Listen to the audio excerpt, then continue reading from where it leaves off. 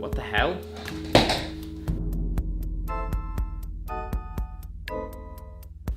Why is that on again?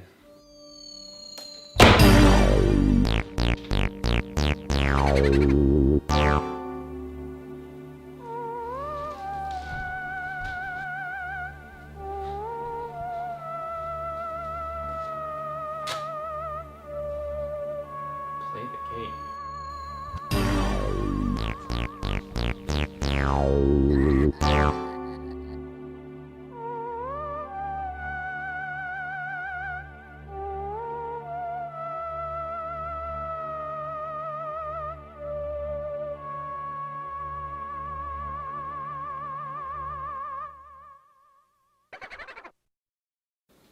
Well, that's the last time I try vacuuming.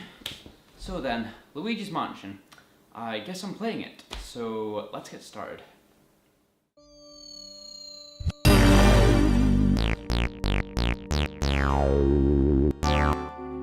So the game begins with Luigi walking through a dark and gloomy forest, searching for a mansion he supposedly won in a contest that he never even entered.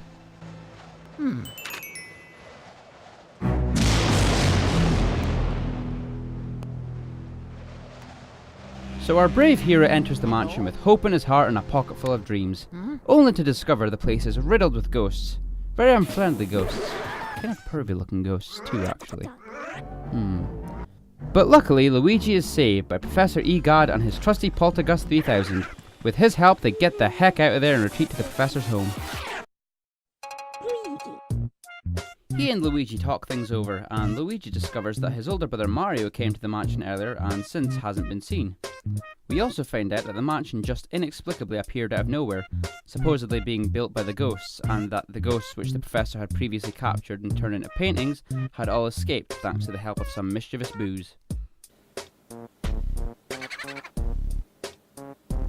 So the Professor loads Luigi up with all kinds of ghost-busting tat to head in, clear the place of ghosts and save poor Mario. Right off the bat, you get a good understanding of how the progression in this game works. When you enter a new room, there's always a distinct goal, the most common being to simply clear the room of ghosts, and when you do, the lights will come on and possibly a chest or item such as a key will appear. You can also go around knocking and humping furniture, which can lead you to find either money, hearts, and other things. Throughout the game, you'll encounter a bunch of different basic ghosts. They punch you, they throw bananas at you, they hug you. Because, you know, some just want to love. They're just misunderstood and just want to steal your heart. Literally.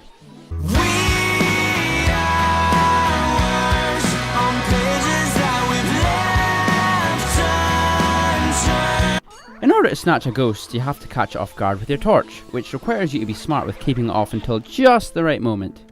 As well as the basic ghosts, you'll find portrait ghosts which are more difficult and take more strategy to catch off guard, but you can use your handy Game Boy Horror for a hint as to how to snatch up one of the portrait ghosts.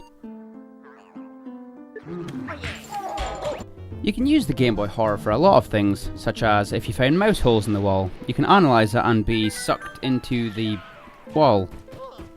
Yeah, as well as hints and mouse holes, you can use it on everyday items and get Luigi's input on the mansion's decor.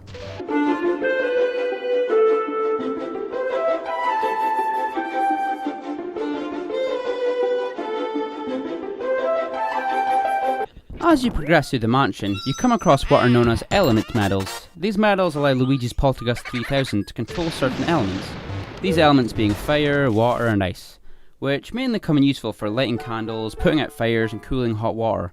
But there are also certain ghosts which require you to hit them with a specific element before you can actually attempt to catch them.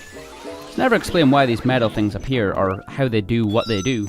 It's just a convenient plot device, I guess. It makes for a fun change to the gameplay though. Plus you can shoot f***ing fireballs! Hadouken!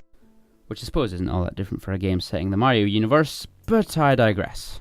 A big part of this game is the varied and interesting boss fights you get into with the more powerful ghosts. These usually take place in some sort of arena you get transported to.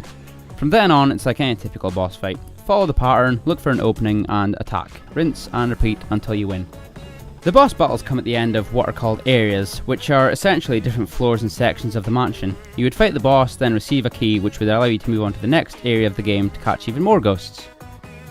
Whilst working your way through the mansion, you come across all kinds of wonderful and bizarre rooms, such as the music room, the astronomy room, and the fortune teller's room. These rooms make for some fun spectacles and unique spins on the layout and themes found within the mansion. They certainly help keep things interesting, as entering a new room becomes a treat. You are always excited to find out what new kind of things you'll see and find in the new later areas of the mansion. You'll occasionally find yourself backtracking to previous areas of the mansion, for example to turn the power back on after some comedian ghosts decide to cut the power. But it's honestly fun to go back to the previous areas and sort of reminisce. As you search throughout the mansion, you begin to discover that it is actually King Boo who has your brother Mario. When you work your way to the end, you confront King Boo and find Mario trapped in a painting, and he wants a Luigi painting to add to his collection. You're then sucked into a Bowser painting, and for some reason King Boo decides to fight you dressed as Bowser. Perhaps King Boo is just a big Mario fan. One of those crazy collector types. I am merely a collector.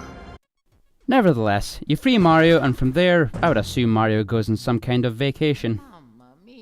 All in all, Luigi's Mansion is an interesting and unique puzzle, action-y game, which has gotten mixed reviews over the past, but honestly, when it comes down to it, if you like it, play it, and if not, that's okay too. But I personally enjoyed it, and hold it quite high on my list of favourite GameCube games ever.